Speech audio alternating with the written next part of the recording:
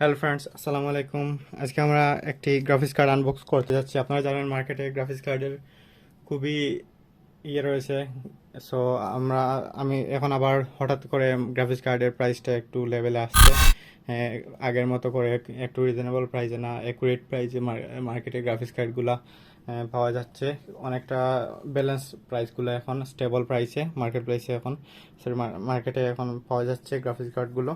So আমি গতদিন একটি 1660 সুপার একটি গ্রাফিক্স কার্ড আমি কিনতে গিয়েছিলাম মার্কেটে। 1660 সুপার একটি গ্রাফিক্স কার্ড কিনতে গিয়ে তারপর অনেক খোঁজাখুঁজির পরে দেখলাম একটা চাইনিজ ব্র্যান্ডের 1660 সুপারের গ্রাফিক্স কার্ড আমাকে কি যেন একটা কিউডি একটা নাম, ওই নামটাই আমার মনে আসে নাই। ওই গ্রাফিক্স কার্ডটি আমাকে 33,000 টাকা দাম ধরেছিল 1660 সুপারের। আর আসুসের একটি 1660 সুপারের গ্রাফিক্স কার্ড নন অসি 37,500 এবং অসি 38,000। সো আমি তারপর ওইখান থেকে আমি চলে আসি, তারপর চলে এসে অন্যান্য একটি শপে খোঁজ করে আমি হঠাৎ দেখতে পারি ওইখানে 33,000 আসুসের 1660 সুপার পাওয়া যাচ্ছে। সো তারপর আবার আমি খোঁজ করে ওই শপে আবার দেখতে পাই পিএনওয়াই এর এই গ্রাফিক্স কার্ডগুলো আছে তাদের মার্কেটে, তাদের কাছে অ্যাভেলেবল। পিএনওয়াই এর চাইনিজ ব্র্যান্ডের একটি অনেক ভালো একটি ব্র্যান্ড, আপনারা সবাই জানেন পিএনওয়াই একটি পপুলার একটি ব্র্যান্ড।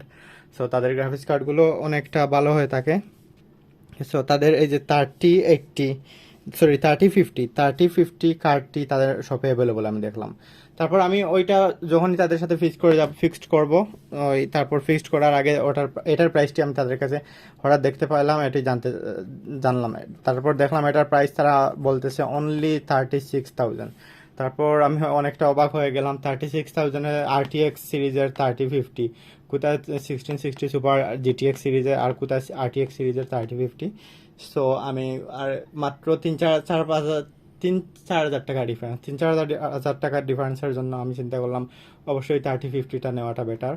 তারপর আমি 3050টা চুজ করলাম। আর এটা 8 GB DDR6 রিওয়ার্স ওয়ারেন্টি আর 4x মনিটর, আপনি 4টির বেশি মনিটর একসাথে এটাতে ইউজ করতে পারবেন। 4টি ফুট দেওয়া আছে, এই যে 3 ইয়ার্স লিমিটেড ওয়ারেন্টি দেওয়া আছে। তারপর এই যে দেখেন টেক সাপোর্ট, একদম অফিসিয়াল একটি প্রোডাক্ট আপনারা দেখতে পাচ্ছেন।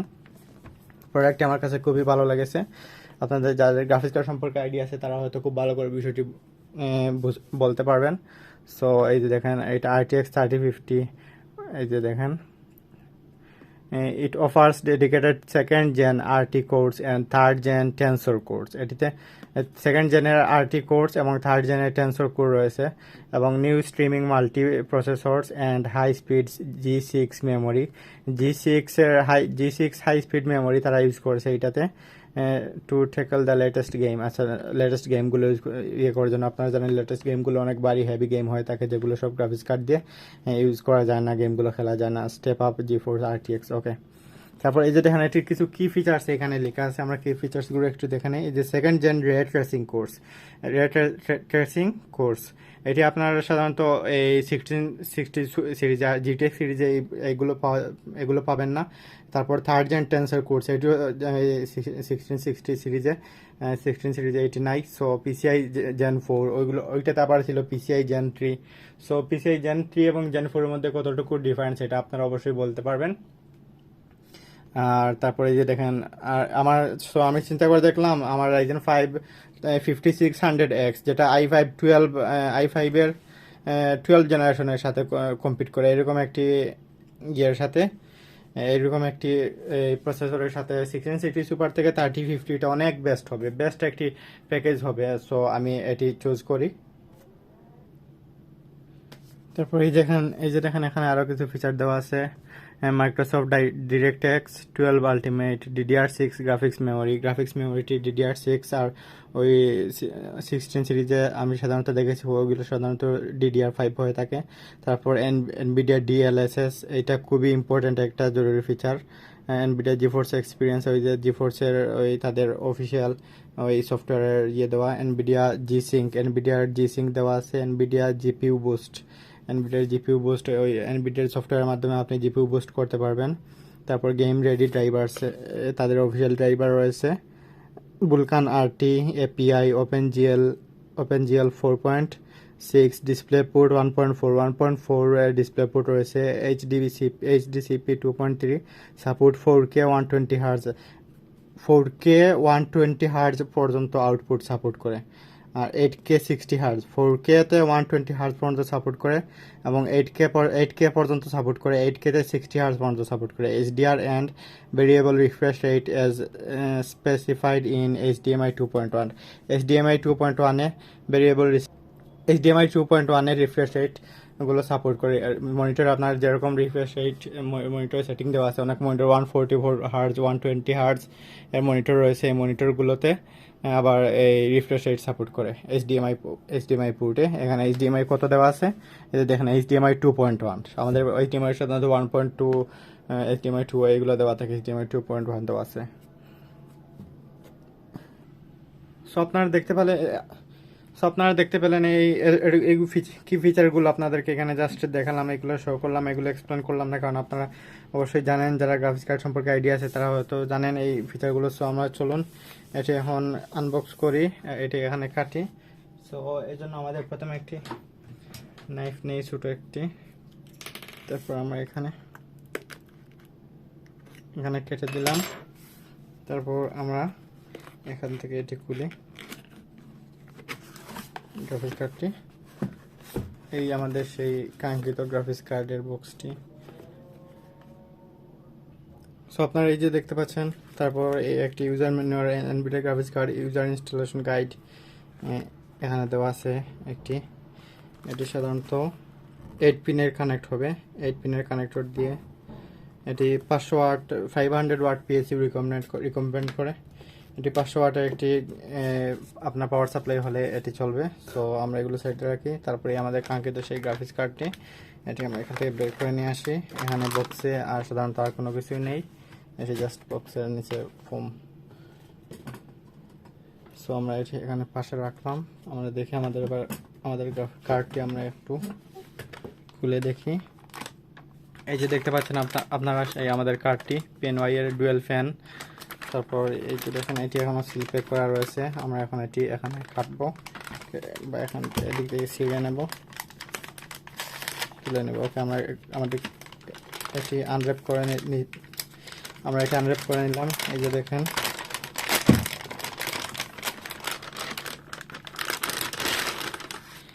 যে দেখেন আমাদের সেই কাঙ্ক্ষিত গ্রাফিক্স কার্ডটি।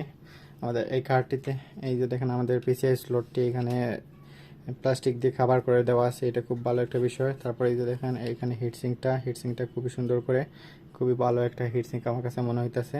আর এখানে আবার কাট করে দেওয়া আছে খুব সুন্দর করে। এই যে স্টিক প্রসেসরের নিচে পিছনের অংশটি এখানে ছোটো ছোটো করে সিদ্ধে করে দেওয়া আছে, যাতে এই চিপগুলার গরম বাতাসটা বাইরের দিকে চলে আসে। আর এই যে দেখেন এটি কখনো যদি খোলা হয় তাহলে ওয়ারেন্টি ভয়েড হওয়ার জন্য এখানে একটি স্টিকার দেওয়া আছে।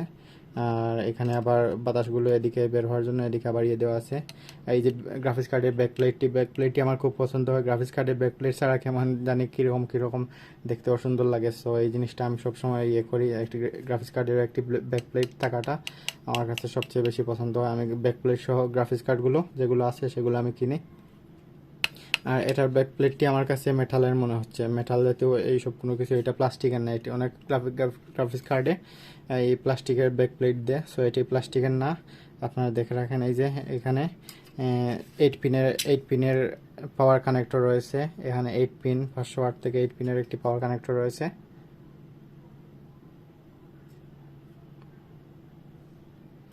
আচ্ছা, তারপর এই যে দেখতে পাচ্ছেন আপনারা GeForce RTX, আর এখানে এটিকেই বরাবর আমাদের চিপটি রয়েছে। এই হিটসিঙ্কের হিট পাইপগুলো এই যে দেখেন এদিকে চলে আসছে, এদিক দিয়ে পুরো গ্রাফিক্স কার্ডের অংশটুকু জুড়ে দিয়েছে। আর এই যে ছোটো ছোটো কাটার অনেকটা ব্লেড দিয়ে এই ফ্যানগুলো তৈরি করা হয়েছে। ফ্যানের ব্লেডগুলো দেখেন খুবই ছোটো, খুবই পাতলা, যেগুলো খুবই স্মুথলি খুবই ফাস্ট চলবে এবং বেশি বাতাস দিবে এবং খুব সহজে কাঠটি ঠান্ডা করবে। এর জন্য এই ছোটো কাটাওয়ালা ব্লেডগুলো খুবই ভালো, ব্লেডওয়ালা ফ্যানগুলো। সো এটি অনেক ভালো, ডুয়েল ফ্যান রয়েছে এটিতে। তারপর আমরা এখানে আমাদের আউটপুটের কানেক্টরগুলো আমরা একটু চেক করি। এই যে দেখেন, এই যে প্রথম কানেক্টর আমি যেটি করলাম এটি একটি HDMI। তারপর যেটি করলাম এটি একটি ডিসপ্লে পোর্ট। এই যে দেখেন এটি HDMI, এটি ডিসপ্লে পোর্ট। তারপর এই যে দেখেন এটি আর একটা ডিসপ্লে পোর্টের কানেক্টর। তিনটা ডিসপ্লে পোর্ট, এখানে 3টি ডিসপ্লে পোর্টের কানেক্টর দেওয়া আছে। আর একটি এইচডিএমআই। সো এখানে লেখা ছিল যে আপনারা 4টি মনিটর কানেক্ট করতে পারবেন এটাতে একসাথে। হ্যাঁ, এইটা সেম ওইভাবে দেওয়া আছে, 3টা ডিসপ্লে পোর্ট দেওয়া আছে এবং একটি এইচডিএমআই দেওয়া আছে। সো আপনার এখানে অবশ্য দুটা এইচডিএমআই পোর্ট দেওয়া উচিত ছিল, সাধারণত এটি দেয় নাই তারা, কারণ এইচডিএমআই মনিটরগুলো একটু হাই রেঞ্জের গ্রাফিক্স কার্ডগুলোতে, এই রেঞ্জের গ্রাফিক্স কার্ডগুলো যারা ব্যবহার করে তারা সাধারণত একটু হাই রেঞ্জের মনিটরগুলো ব্যবহার করে, যেগুলোতে সাধারণত মাস্ট ডিসপ্লে পোর্ট থাকে। আর একটা মনিটরে যখন ডিসপ্লে পোর্ট এবং আরেকটি এইচডিএমআই পোর্ট থাকবে, সো আপনি অবশ্যই, আর গ্রাফিক্স কার্ডে যদি আপনার ডিসপ্লে পোর্ট থাকে আপনি অবশ্যই ডিসপ্লে পোর্ট ব্যবহার করবেন, আপনি কখনো এইচডিএমআই পোর্ট ব্যবহার করতে যাবেন না। এটা হচ্ছে একটা স্বাভাবিক একটা বিষয়, কারণ সরি, আপনি ওই ডিসপ্লে পোর্ট ব্যবহার করেন, এইচডিএমআই পোর্ট ব্যবহার করতে যাবেন না আপনার মনিটরে। একান্ত যদি আপনার মনিটরে এইচডিএমআই পোর্ট থাকে ডিসপ্লে পোর্ট না থাকে, তাহলে শুধু আপনি এইচডিএমআই দিয়ে কানেক্ট করবেন। এর জন্য একটি এইচডিএমআই দেওয়া আছে, কারণ এইচডিএমআই থেকে অনেক গুণ ফাস্টার, অনেক ভালো, অনেক ক্লিয়ার, অনেক শার্প ইমেজ আসে, অনেক আউটপুট আসে অনেক এই ডিসপ্লে পোর্টে। সো ডিসপ্লে পোর্ট 3টি দেওয়া আছে, এই ধরনের একটি কার্ডে 3টি ডিসপ্লে পোর্ট দেওয়া, এটি একটি যুক্তিসঙ্গত বিষয়। আর এই যে দেখেন, একটা পিছিয়ে 2টা স্লটের একটা কানেক্টর দিয়ে খুব ভালো করে এখানে মিডিলের ইয়ের সাথে এটি কানেক্ট করে দেওয়া আছে। আপনি এটা ভালো করে টাইট করে এখানে লাগিয়ে দিলে আপনার কেসিংয়ের সাথে এই 2টা স্ক্রু এটি খুব শক্ত করে আটকে যাবে। এদিকে আবার এই অংশে বোর করার কোনো ইয়ে নাই, এটির বোরটা আমি যতটুকু দেখেছি এতটুকু অংশের মধ্যে, এই অংশের মধ্যে এটির এই কার্ডের বোরটি থাকতেছে। এদিকে খুবই হালকা লাগতেছে, এই অংশটি তেমন একটা ভারী না, বারগুলো এই সাধারণত আমার এই জায়গায় মনে হচ্ছে, কারণ এই যে দেখেন আপনার এই যে ব্ল্যাক একটা ইয়ে দেখতে পাচ্ছেন, এটি সাধারণত অনেক ভারী। এই এটি এই এই যে সিলিকনের এই চিপগুলোর সাথে এটি অ্যাটাচ করা, এটি খুব বেশি কুল করে, এবং এটির সাথে এই ইয়েটি এই সাইটের কেসটি ইয়ে করে কানেক্ট করে দেওয়া। সো এই ছিল আমাদের সেই কাঙ্ক্ষিত গ্রাফিক্স কার্ডটি। সো আমরা এরপর এটা আমাদের পিসিতে কানেক্ট করে আমরা দেখবো এটার আউটপুট কীভাবে কতটুকু আসে। সো এই ছিল আজকের এই আমাদের গ্রাফিক্স কার্ড আনবক্সিং ভিডিওটি আপনাদের ভালো লাগলে অবশ্যই চ্যানেলটি সাবস্ক্রাইব করবেন, এবং ভালো লাগলে অবশ্যই লাইক করবেন, এবং কমেন্ট করে আপনাদের এই গ্রাফিক্স কার্ড সম্পর্কে আপনাদের অভিমতটি জানাবেন। এবং ভিডিওটি দেখার জন্য ধন্যবাদ। Thank you so much. Okay, thank you.